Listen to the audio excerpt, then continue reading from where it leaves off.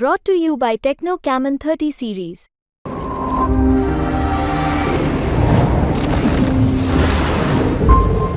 नमस्कार, good evening. मैं हूं विक्रांत गुप्ता और मैं हूं इस वक्त प्रोविडेंस स्टेडियम के ठीक बाहर। Providence stadium, George town, Guyana. भाई साहब, 24 घंटे बाद भारत और इंग्लैंड सेमीफाइनल आमने सामने। लेकिन आप सब जानते ही हैं कि भाई यहाँ पर मौसम को लेकर बड़ा सवाल है, तो मैं आपको ताजा मौसम भी बताऊंगा। ये भी बताऊंगा कि मैदान में ग्राउंड कंडीशंस क्या हैं, क्या वाकई मैच हो पाएगा कि नहीं हो पाएगा। अच्छा, इस सेमीफाइनल के नियम क्या है, नियमों में बदलाव है। लेकिन दो खास मेहमान है मेरे साथ। इंडिया से, कैंप इंडिया से कौन है? हरभजन सिंह। और कैंप इंग्लैंड से कौन है? मॉन्टी पानेसर। तो आज इन दोनों की लड़ाई है। मतलब 24 घंटे पहले टीमें मैदान पर लड़ेंगी, लेकिन आज देखते हैं हरभजन सिंह और मॉन्टी पानेसर में से कौन विनर को चुनता है। लेकिन फिलहाल सबसे बड़ी अपडेट ये कि कल बरसात हुई, कल पूरी रात बरसात हुई है। आज यहाँ पर सुबह सुबह का वक्त है, पूरी रात तेज तूफान आया है और सुबह भी बरसात हो रही थी।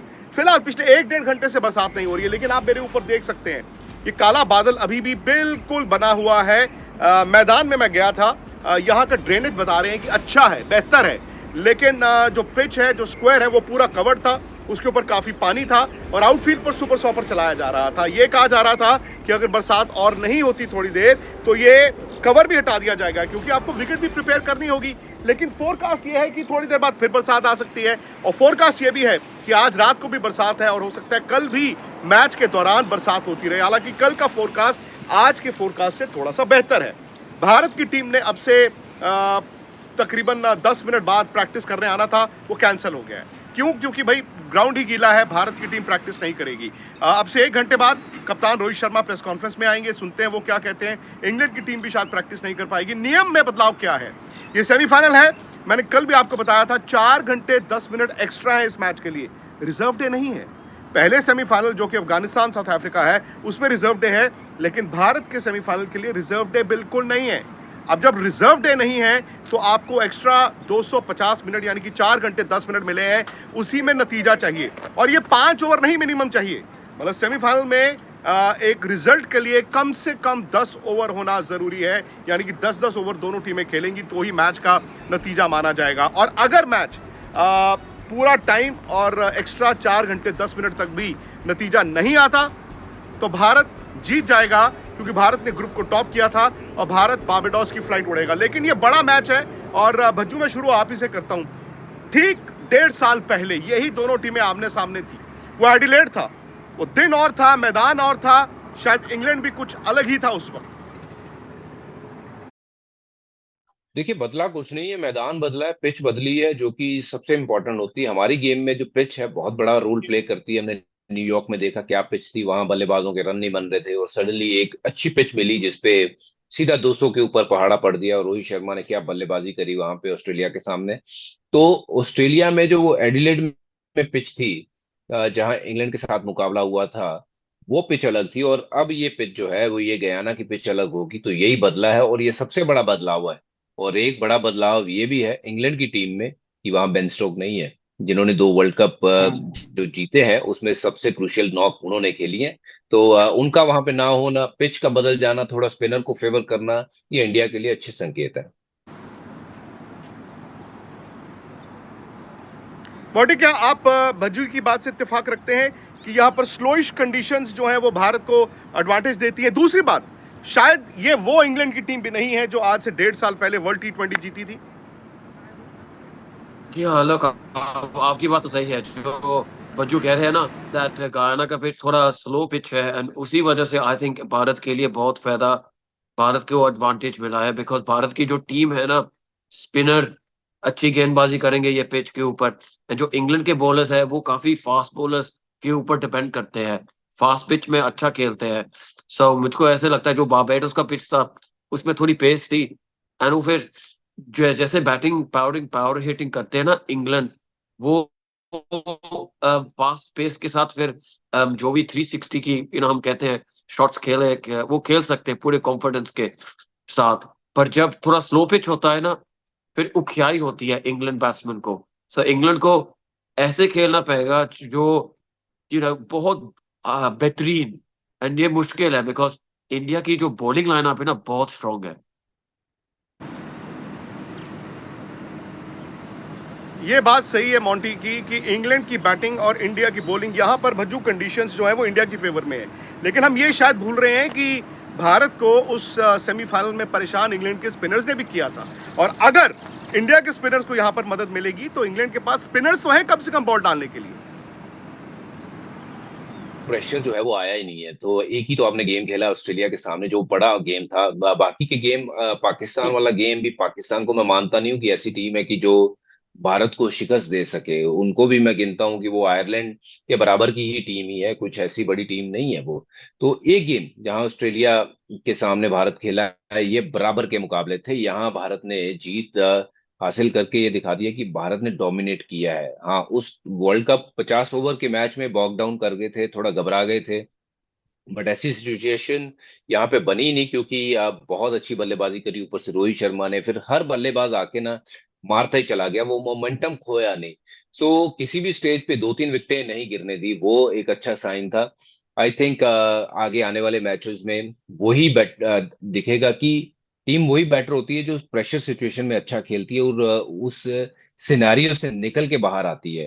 तो आई होप कि टीम इंडिया के सामने जब भी ऐसा कोई सिनेरियो आता है आगे आने वाले मैचेस में, तो थोड़ा सा और टाइम ले, थोड़ा सा और समय लें, अपने आप को थोड़ा समय दे, और वो प्रेशर थोड़ा कम हो तो फिर इसमें से निकल के बाहर आए और जीते वो गेम।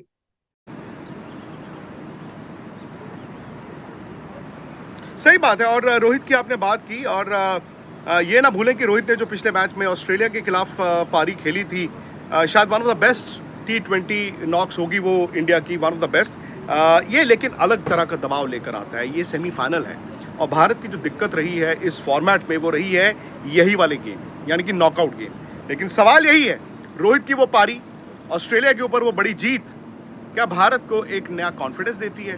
क्या भारत के हाथ में वो चाबी है इस सेमीफाइनल को क्रैक करने की? मेन तो यही है जनाब, यहाँ पर मौसम कैसा रहेगा, कल क्या वो सेमीफाइनल होगा भी कि नहीं। बड़ी तेज़ बरसातें होती रही हैं, फिलहाल नहीं हो रही है, लेकिन वो अपडेट्स मैं आपको देता रहूँगा। रोहित की आपने बात की, मोंटी ने भी की और हरभजन ने भी की, लेकिन क्या एक पारी वो भारत को रास्ता दिखा सकती है? क्योंकि लोग कहते हैं यार वो तो लीग का मुकाबला था, उसमें रोहित ने बैटिंग की, भाई अब असली नॉकआउट है जहां पर इंडिया को दिक्कत आती है। बज्जू, हाँ बिल्कुल। जब आप पिछला मैच ऐसा खेलते हो, मिचेल स्टार्क को एक ही ओवर में 4 छक्के मारते हो, तो इसकी खबर जो है पूरे वर्ल्ड में जाती है, सारी टीमें देख रही हैं, और जरूर थोड़े से वो बैकफुट पे रहेंगे जब रोहित शर्मा बल्लेबाजी करने आएंगे। और कोशिश उनकी ये होगी कि इनको आउट करना है। अगर इनको आउट नहीं किया तो रोहित जिस मूड में दिखे हैं, ये मूड बहुत बढ़िया लगा मुझे तो देख के कि भाई ऐसी मूड में रहना अभी 2 मैच और ताबड़तोड़ बल्लेबाजी करते रहना। हाँ, दूसरी टीम के ऊपर प्रेशर जरूर रहेगा जब रोहित शर्मा बल्लेबाजी करने आते हैं। सिर्फ विराट कोहली के लिए भी दूसरी टीमें यही सोचती हैं वो फॉर्म में है या नहीं है। तो भाई डर उनसे भी लगता है, घबराते उनसे भी है, क्योंकि ये कभी भी फॉर्म में आ सकते हैं। ये फॉर्मेट ऐसा है कि आपके 2 बॉल बल्ले पे लगे ना, तो सेम विराट कोहली आपको दिखाऊंगा कि जो 70-80 रन बनाता हुआ। मोटी, विराट कोहली एक तरफ, रोहित एक तरफ, विराट कोहली, दोनों ओपन करने आए। भारत ने रिस्क भी लिया था, रिस्क में रिवॉर्ड भी मिलता है और रिस्क भी होता है। क्या इंग्लैंड ये सोच रहा होगा कि विराट ने रन्स नहीं बनाए, ये ना हो कि एक मैच में आकर रनों का सूखा यहीं पर खत्म कर दें? क्योंकि विराट से वाकई डर तो लगता ही होगा ना इंग्लैंड को भी। सबको डर लगता है विराट से, सब बॉलर को, सब टीम को। जो विराट का फॉर्म है, जैसे वो एटीट्यूड दिखाते हैं फील्ड के ऊपर, ट्रेनिंग इतनी इंटेंसिटी में होती है, पूरा आई थिंक सबको मालूम है दैट बस 1-2 शॉट्स की है, वो वापस फॉर्म में आ जाएंगे। सो इंग्लैंड को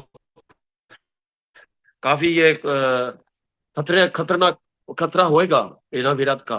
विराट का जो एटीट्यूड जैसे होता है ना, जैसे like the road of construction is always